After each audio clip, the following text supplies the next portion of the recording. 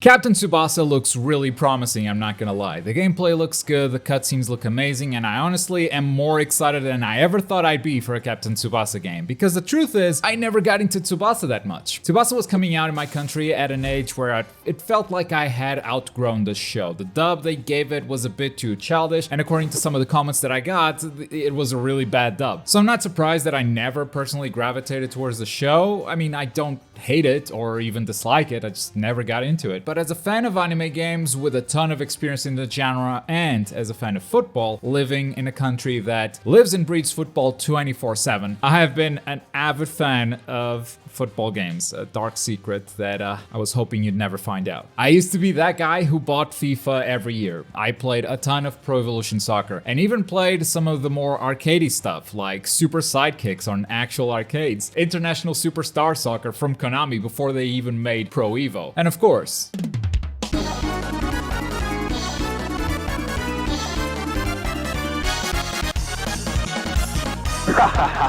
Ronaldinho success! nah, not really.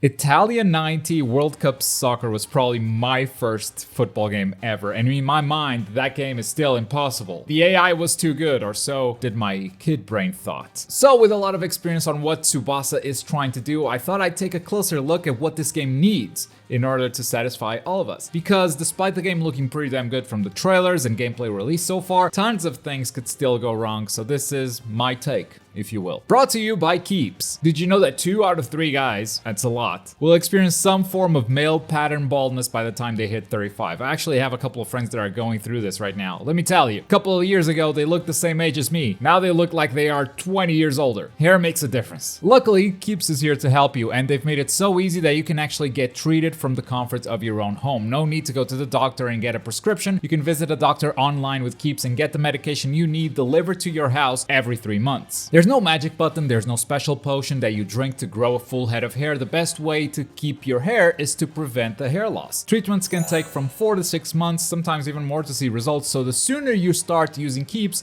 the more hair you'll be able to save. So if you're noticing that you're losing hair, do something about it. Go to keeps.com/Globku. For a limited time, you'll get 50% off your first order. Link down below. Thank you, Keeps, for sponsoring this video. And also, if you guys would like to watch me play some video games, I'm live on Twitch 2 or 3 times a week playing anime games. Make sure to follow me to be notified when I go live. Link also down below. Let's start with something that I think we can all agree on. Inside the pitch, we've seen gameplay, we've seen the football. Outside the pitch, we haven't seen much. And I worry that it's because there's not a lot to see. There's been some dialogue cutscenes, a few dialogue options, and maybe that's it. And that's not necessarily bad as long as it's interesting. Looking over everything we've seen so far, I'm very sold on the football part of this game. But without seeing what you do outside the pitch, I don't know how good the story mode will be. These dialogue options have a few icons over them, a star and a smiley face, so I'm guessing it's more than just dialogue. There might be some stats or a relationship meter attached to them, which is a nice step towards making dialogue scenes more interesting.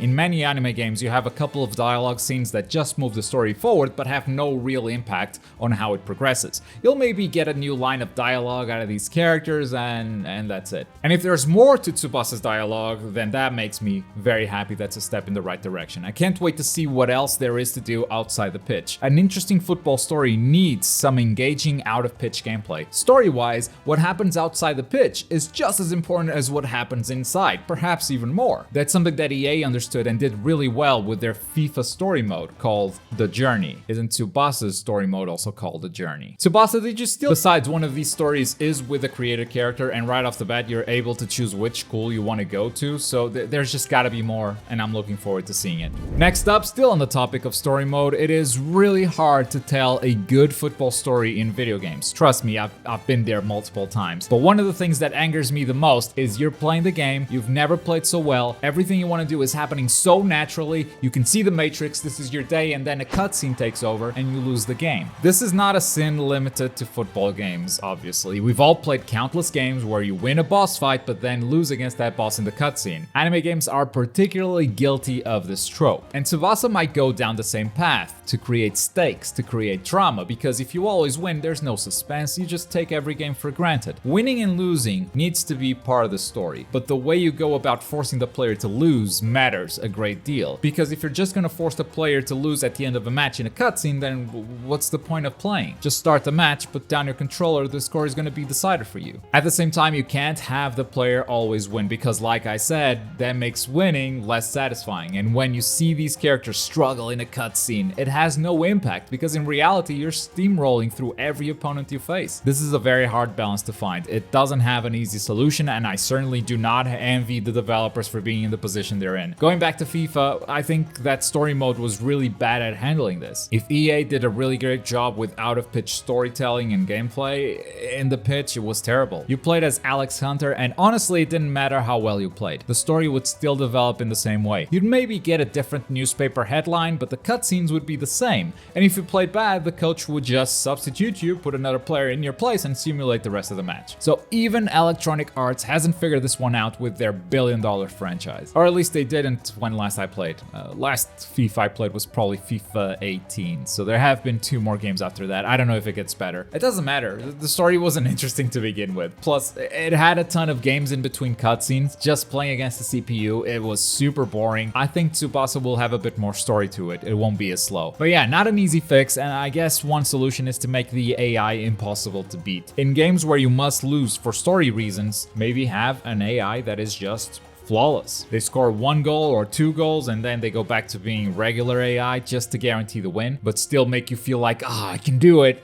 No, you can't. But then what happens when you're supposed to win? Does the AI just start scoring own goals? That's not good. Maybe just lose and go into a game over screen and then you try again. If they do solve this, this might be the greatest football game story ever. Not just in the context of anime games, in the context of everything. Next topic, another really tough challenge that football games have struggled with throughout the years. Defense. When you have the ball, you can see which player you're controlling. You simply hit the pass button, the camera follows the ball, now you're controlling a different player. It is simple. Defense is not so simple. First of all, you're controlling a player freely and you're trying to have him intercept the ball. Performing a somewhat precise movement, trying to hit a moving target that can be unpredictable. That's hard enough on its own, but on top of that, you will have multiple players that you can control. And somehow, the algorithm for switching players always messes up in every single football game. In this situation, for instance, you want to swap to the defender that's in front of the attacker, the defender who can cut him off from reaching the goal. But since this other defender is the one closest, when you hit the button, the game automatically gives you control of that guy, wasting valuable seconds that could prevent a goal. Simulation games like FIFA or Pro Evolution Soccer have struggled with this for years, and I have no idea how to solve this one because it is pure programming, it's code, and if EA and Konami haven't figured it out yet, it can't be easy. It's not the only issue with defense though. With these arcade type games, very often offense is too powerful, and it's easy to understand why. When you think of how beautiful football is, you think of incredible long shots or acrobatic shots or a player using their dribbling skills to skip past 2 or 3 adversaries. And that's the spectacle that these games often try to recreate. However, the way they go about it is usually making defenders really bad.